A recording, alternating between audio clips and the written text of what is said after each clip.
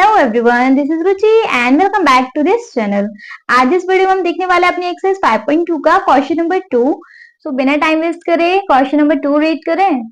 So the question number 2 is choose the correct choice in the following and justify. देखिए जी, आपको यहाँ दो parts दिए हुए हैं, है ना।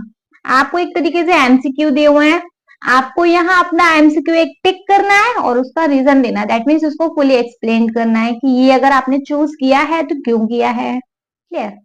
चलो फर्स्ट पार्ट देखें। फर्स्ट पार्ट है 13th term of the AP 1074 dash is.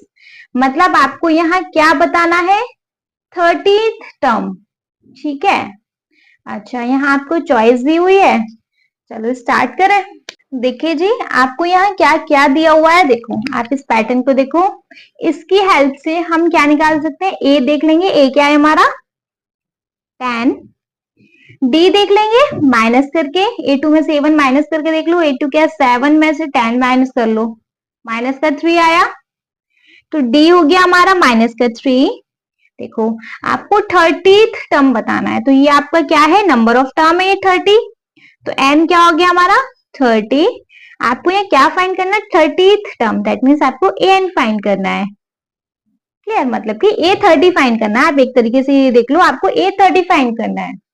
ठीक है, अब हमें ये पता पड़ गया A30 फाइंड करना है। तो देखो, एक तो मैं लास्ट एक्सरसाइज में एक डायरेक्ट रूल बता रही थी कि हमें अगर A30 फाइंड करना है, जैसे A5 फाइंड करना था तो हम वहां लिख रहे थे A+4D लिख रहे थे ना। A6 फाइंड करना तो हम वहां लिख रहे थे A+5D। सेम एज अगर हमें A30 फाइंड करना है तो ये तो हम ऐसे लिख सकते हैं A+29D। एक एन कम करके तो लिख रहे थे।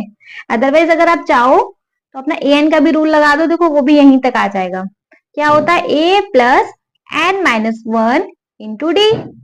दोनों सॉल्व करके दिखा दूंगी, अगर आपको कोई कंफ्यूजन नहीं होनी चाहिए बस, है ना। तो A30 का रूल क्या, A क्या 10 प्लस 29 इंटू डी क्या माइनस का 3। सॉल्व करें, 10 प्लस माइनस माइनस के साइन आएगा, 9 3 27, कैरी 2 3 2 6 7 8। 87 में से 10 गया माइनस का 77। इसके अकॉर्डिंग तो सी आंसर ठीक है ना। अब देखो इसके अकॉर्डिंग भी दिखा दू। ए क्या दिया हुआ है 10 प्लस n-1, n क्या हमारा 30 माइनस 1। डी क्या डी दिया हुआ माइनस का 3। देखो यहीं से सॉल्व कर लो, 29 इंटू 3 आ जाएगा, यहीं तक आ जाएगा ना। तो अब ये रूल लगा दो, अदरवाइज ये रूल लगा दो, कुछ भी लगा दो, है ना। सॉल्व कर लेते हैं, 10 प्लस 30 में से बन गया 29 इंटू माइनस का 3। सेम देखो यहां से आ गया 10, 29 इंटू 3 किया माइनस का 87 आ गया, और ये आ गया माइनस का 77। तो देखिए हमारा कौन सा आंसर करेक्ट है, आंसर सी। क्लियर। चलो नेक्स्ट पार्ट देखें इसका। देखिए भाई, सेकंड पार्ट है हमारा 11th term of the AP minus का 3 माइनस का 1/2 2 डैश इज। आफ्टर देन ये 4 ऑप्शन दिए हुए हैं। देखो आपको क्या फाइंड करना है इधर, 11th term. That means n क्या दिया हुआ है हमें 11। क्लियर है। a क्या दिया हुआ है, आप इस पैटर्न से देख सकते हैं, a दिया हुआ है माइनस का 3। d क्या दिया हुआ है, आप A2 में से A1 माइनस करके देख लो। A2 था हमारा माइनस के 1/2 में से क्या माइनस करना है, माइनस का 3। माइनस के 1/2 माइनस माइनस प्लस का 3/1।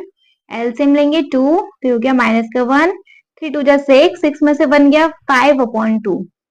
डी क्या आ गया हमारा 5/2, है ना। चलो अपना रूल लगा दें। चाहिए तो आपको A11 निकालना है बेसिकली, है ना।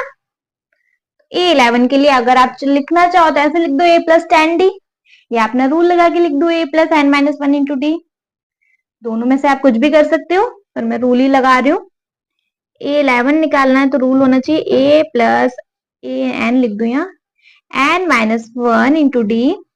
ए क्या दिया हुआ है हमें माइनस का 3 प्लस n कितना दिया हुआ है 11, तो 11 माइनस 1 इंटू डी दिया हुआ है 5/2। सॉल्व करेंगे, माइनस का 3 11 में से 10 गया, 11 में से 1 गया 10 इंटू 5/2। 2 5 10 माइनस का 3 5 5 25। देखिए प्लस माइनस माइनस, लेकिन साइन प्लस का आएगा क्योंकि 25 बड़ा है। 25 में से 3 गया कितना बचा 22। देखिए कोई ऑप्शन मैच हो रहा है? बिल्कुल मैच हो रहा है, 22। तो देखिए इसका आंसर क्या है? आंसर है बी 22। क्लियर? आई होप समझ में आ गया होगा, इसमें इतना कोई प्रॉब्लम होना नहीं चाहिए, बट स्टिल अगर कोई डाउट है तो प्लीज आप मुझे कमेंट सेक्शन में कमेंट करके पूछ सकते हैं। जिन्होंने अभी तक मेरा चैनल सब्सक्राइब नहीं किया है, प्लीज सब्सक्राइब करेंगे आप मेरे चैनल को सबसे पहले। Okay, thank you so much.